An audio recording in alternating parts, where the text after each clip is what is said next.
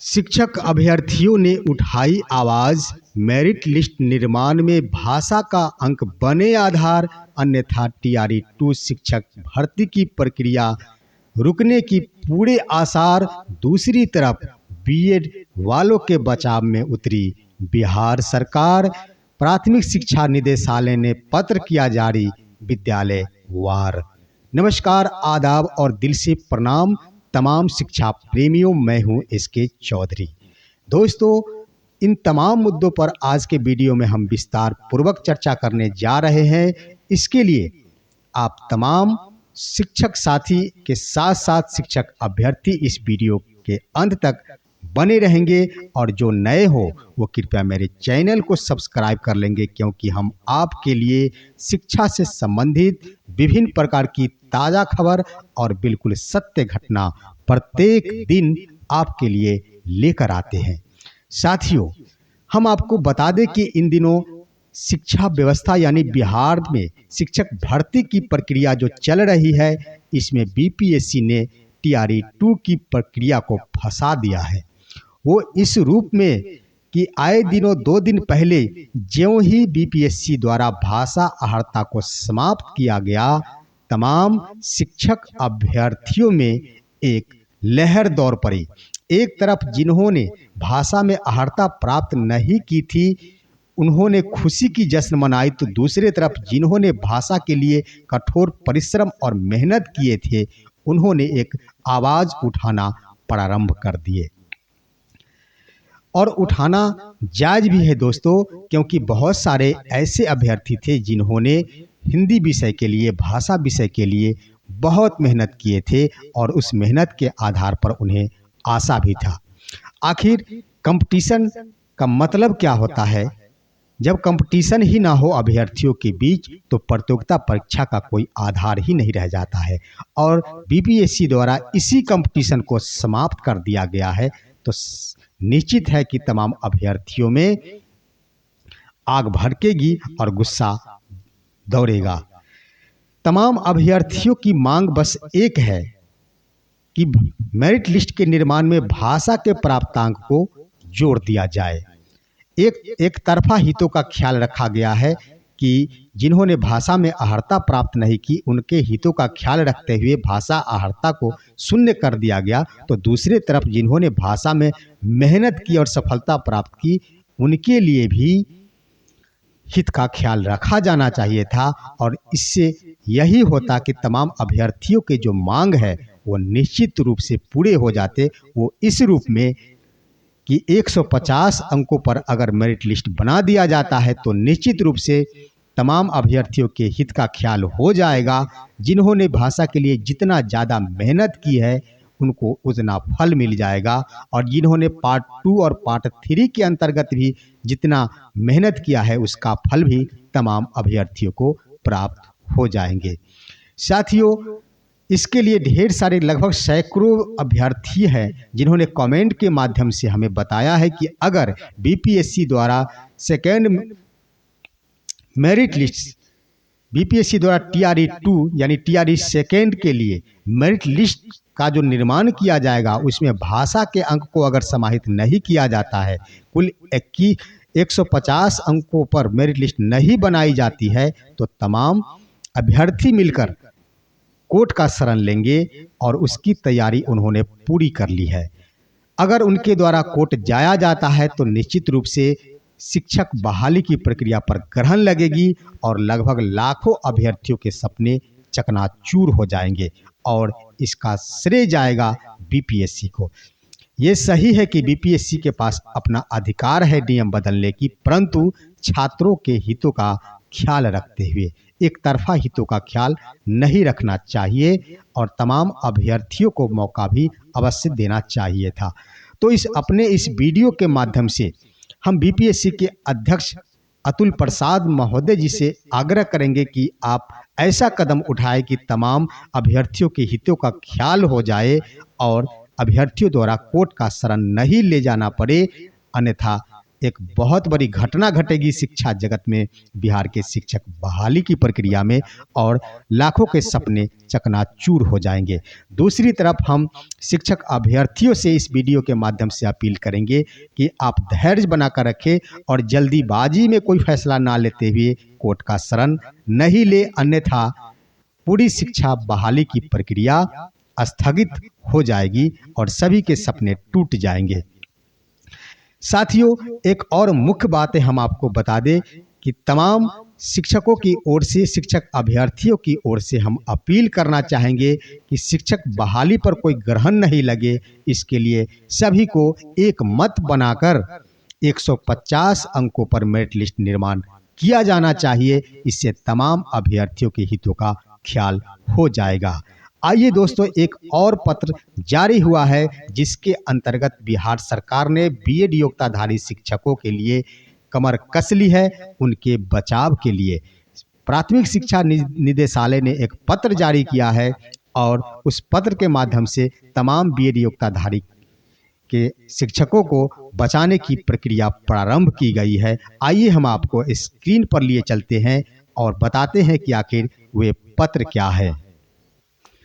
दोस्तों, आप देख सकते हैं कि निदेशक प्राथमिक शिक्षा सभी जिला शिक्षा पदाधिकारी को एक पत्र लिखे हैं। इसके संबंध में उन्होंने लिखा है, वर्ग 1 से 5 में कार्यरत बीएड योग्यताधारी शिक्षकों का प्रतिवेदन उपलब्ध कराने के संबंध में देर शाम 20 दिसंबर 2023 को यह पत्र जारी की गई है। इसमें कहा गया है कि उपर्युक्त विषय के संबंध में कहना है कि CWJC संख्या 5053/2023 ललन कुमार यादव एवं अन्य बनाम बिहार सरकार एवं अन्य में माननीय उच्च न्यायालय पटना द्वारा दिनांक 6/12/2023 को पारित आदेश के आलोक में वर्ग 1 से 5 में कार्यरत बीएड योग्यताधारी शिक्षकों की संख्या से संबंधित प्रतिवेदन की आवश्यकता है। अतः निर्देशानुसार अनुरोध है कि वर्ग 1 से 5 में कार्यरत बीएड योग्यताधारी शिक्षकों से संबंधित प्रतिवेदन संलग्न प्रपत्र में अधो हस्ताक्षरी के ईमेल आईडी पर 24 घंटा के अंदर अचूक रूप से उपलब्ध कराना सुनिश्चित किया जाए। इसे कृपया अत्यावश्यक समझा जाए और अनुलग्नक यथोक्त है। साथियों, जो अनुलग्नक इसमें दी गई है वो हम आपको बता दें कि इसमें कुल मिलाकर 6 कॉलम बनाए गए हैं और 7वां कॉलम है कुल शिक्षकों की, और ये है वर्ग 1 से 5 में कार्यरत बीएड योग्यताधारी शिक्षकों से संबंधित, जिसमें पहला कॉलम है और उस कॉलम में यह बताया गया है कि 1 जुलाई 2006 को पंचायत प्रखंड शिक्षकों के रूप में समायोजित एवं कार्यरत बीएड योग्यताधारी शिक्षकों की संख्या, यानी शिक्षा मित्र के रूप में जो भी अभ्यर्थी 2003-05 में बहाल हुए, अगर योग्यता बीएड है उनकी तो उनकी भी संख्या मांगी गई है।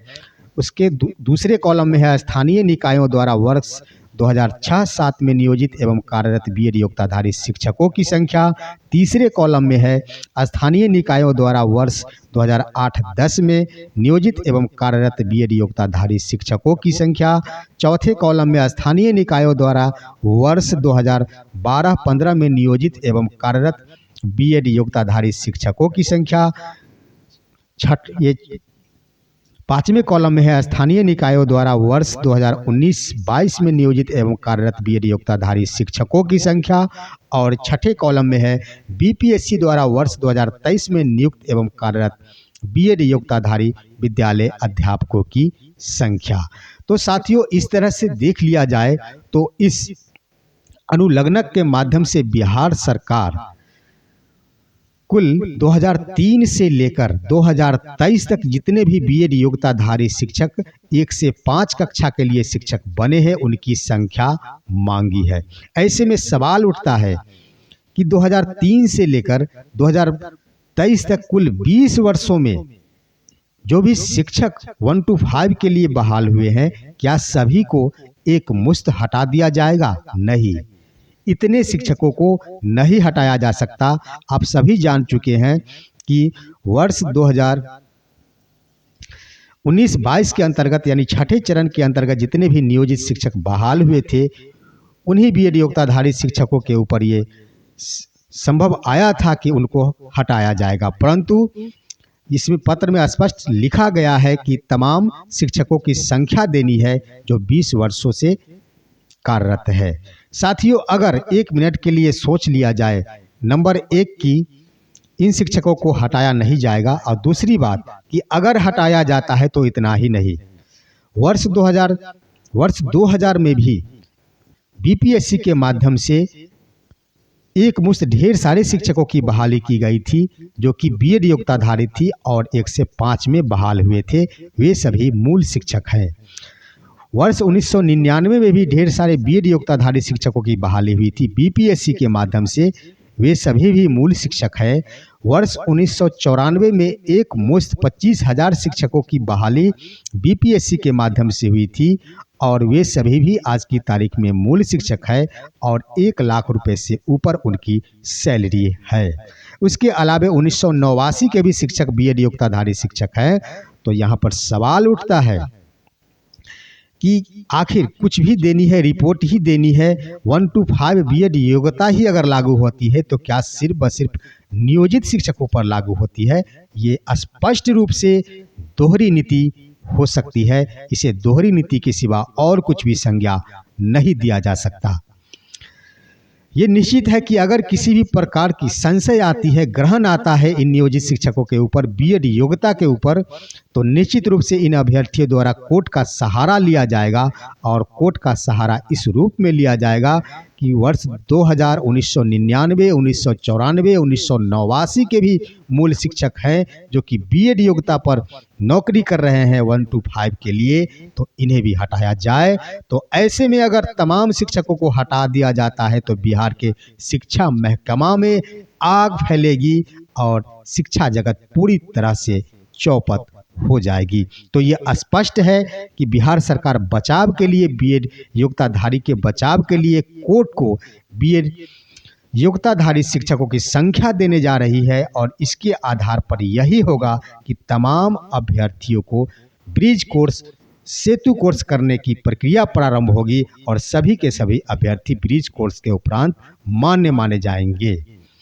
तो साथियों, हम अपने इस वीडियो के माध्यम से आप तमाम शिक्षक अभ्यर्थियों को आश्वस्त करना चाहेंगे कि बीएड योग्यताधारी शिक्षक निश्चित रूप से अपनी सेवा में बने रहेंगे और साथ साथ इस वीडियो के माध्यम से तमाम टीआरई 2 के अभ्यर्थियों से अपील करते हैं कि जल्दीबाजी में कोई फैसला ना ले और कोर्ट का सहारा नहीं ले, अन्यथा शिक्षक बहाली की प्रक्रिया स्थगित हो जाएंगी और लाखों अभ्यर्थियों के सपना चकनाचूर हो जाएंगे। इसके अलावा साथियों, आप सभी से आग्रह है कि आप सभी हमारे इस वीडियो को लाइक कर अच्छे कमेंट करें और इतने शेयर करें, इतने तमाम शिक्षाविदों के पास शेयर करें, शिक्षा प्रेमियों के पास शेयर करें, जिससे कि बिहार में शिक्षक बहाली की प्रक्रिया नहीं रुके और तमाम अभ्यर्थियों के सपने साकार हो सके। दोस्तों, हम फिर मिलेंगे आपसे अगले वीडियो में। तब तक के लिए जय हिंद,